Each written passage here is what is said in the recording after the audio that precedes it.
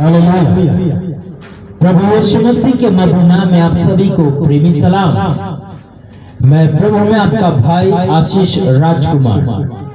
आज के इस सुंदर अवसर के लिए मैं परमेश्वर का धन्यवाद करता हूँ और आप सभी का धन्यवाद करता हूँ। आज आपने जो प्रभु यीशु मसीह के मधुर नाम में हम सबका अवकार किया है, सम्मान किया है, प्रभु आप सबको आशीषित करें और हम घटते जाएं और प्रभु बढ़ता जाए।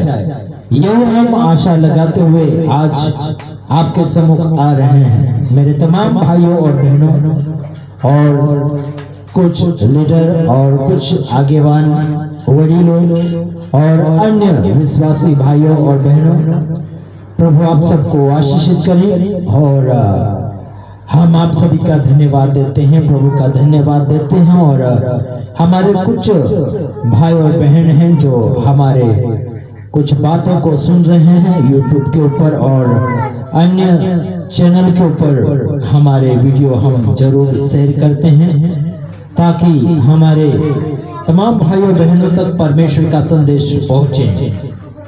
और इस समय हम परमेश्वर का कुछ संदेश लेकर आपके सम्मुख आ रहे हैं।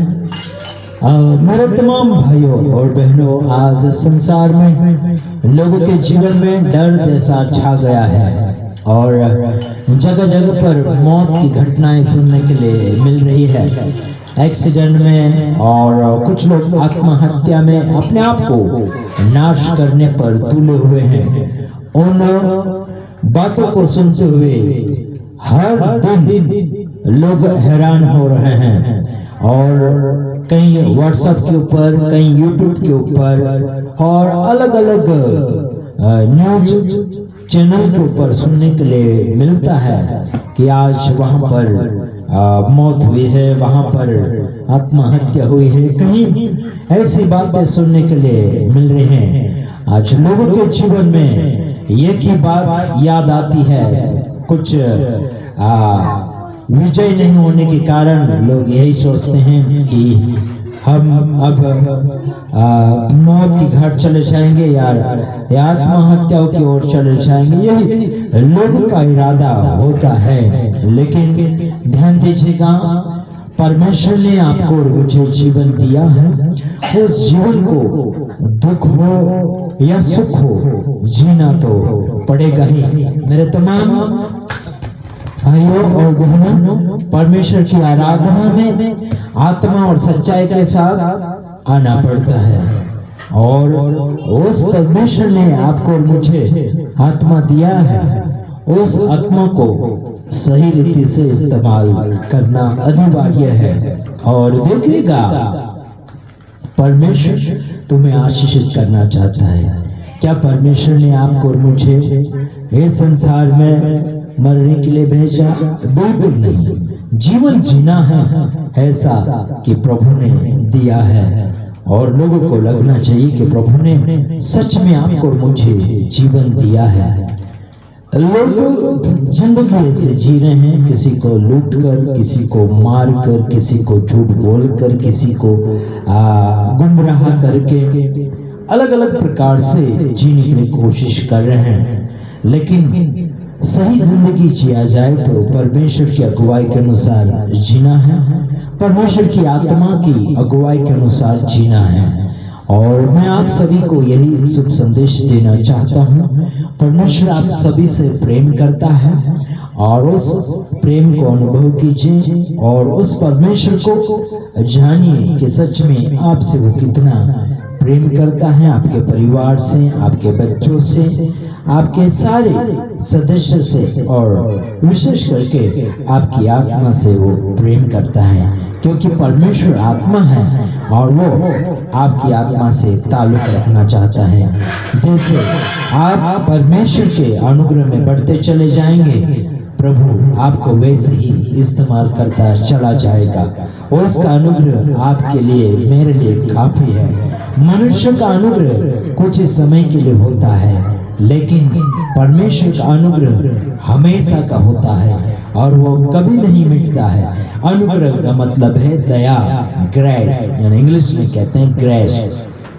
तो देखिए, परमेश्वर का ग्रेस यानी कि परमेश्वर का अनुग्रह, परमेश्वर की दया अटल है। संसार जैसा दिखता है वैसा है नहीं, समझ रहे हो। ऊपरी तौर से लोगों को अच्छा लगता है, लेकिन अंदरूनी भाग में अगर जाकर देखोगे, आत्मिक जीवन में अगर चलकर देखोगे या झांक कर देखोगे, आपको आत्मिक जीवन नहीं पता चलेगा और नहीं मिल पाएगा। संसार में ढूंढने पर भी बड़ी मुश्किल से हजारों में से एक दो मिल पाएंगे। अगर वो भी मिला तो कुछ समय के बाद वो लुढ़कने लग जाएगा, वो अपने आप को गिरता हुआ अनुभव करने लग जाएगा। तो देखिए मेरे तमाम भाइयों बहनों, हमारे ऊपर जैसे काफ़ी मुश्किलें आती हैं जाती हैं, लेकिन हम उस परमेश्वर के सामने रखते हैं उन मुश्किलों को, और हमारे कुछ भाइयों बहनों को हम ज़रूर सूचित करते हैं। हमारी कुछ बातें प्रसंग होती हैं तो हम जरूर उनको कॉल करते हैं या फिर संदेश के द्वारा इशारा जरूर हम उन्हें करते हैं। तो देखिए, इस बीते हुए लॉकडाउन के कारण काफ़ी लोग परेशान थे और उसमें काफी लोग जो आत्मिक थे वो भी शारीरिक जैसे बन चुके हैं। तो ध्यान दीजिए मेरे संदेश को सुनने वाले, परमेश्वर आपको उद्धार देना चाहता है, परमेश्वर आपको सही मार्ग की ओर ले जाना चाहता है यीशु मसीह के जरिए। और यीशु मसीह का संदेश आपको, यीशु मसीह का प्रेम करने वाले ही लोग आप तक संदेश को पहुंचाने में मदद करेंगे, और उन मदद करने वालों को मदद आप लोग करना है। चाहे जो भी जरूरत पड़े, परमेश्वर का वचन कहता है परमेश्वर के भक्तों को कोई भी बातों की कमी नहीं होना चाहिए, कई भली बातों की घटी नहीं होना चाहिए, और हर चीज आवश्यकता सही समय के अनुसार होना ही चाहिए। बस हम दुआएं करते हैं कि हमारे तमाम भाई और बहन आत्मिक जीवन में बढ़ते चले जाएं, जीवन को अच्छी रीति से इस्तेमाल करते चले जाएं, यही हम आशा रखते हैं। मेरी आवाज को जितने लोग सुन रहे हैं उन सबको परमेश्वर आशीष करना चाहता है, उनके जीवन को फलवंत करना चाहता है, उनके जीवन को स्वर्ग के लायक बनाना चाहता है। चाहे वो हिंदू हो, चाहे वो अलग अलग प्रकार के रीति रिवाजों में बंधे हुए हैं, चाहे वो कौन से भी धार्मिक से ताल्लुक रखते हैं, परमेश्वर उन सब से प्यार करता है, लेकिन वो अपना बेटा बनाना चाहता है। वो जो परमेश्वर के बेटे के ऊपर विश्वास करेगा वही विश्वास के योग्य टिक पाएगा। जो यीशु मसीह के बच्चे हैं वही उसके बेटे कहलाएंगे। हर कोई व्यक्ति खुदावन का बेटा नहीं बन सकता है। जो उसकी आज्ञा के अनुसार, उसकी आत्मा के अगुवाई के अनुसार आत्मा के चलाए चलते हैं, परमेश्वर की अगुवाई में चलते हैं, परमेश्वर के बेटे और बेटियां कहलाते हैं। वो कभी झूठ नहीं बोलते, कभी दगा नहीं देते, किसी को गुमराह नहीं करते हैं।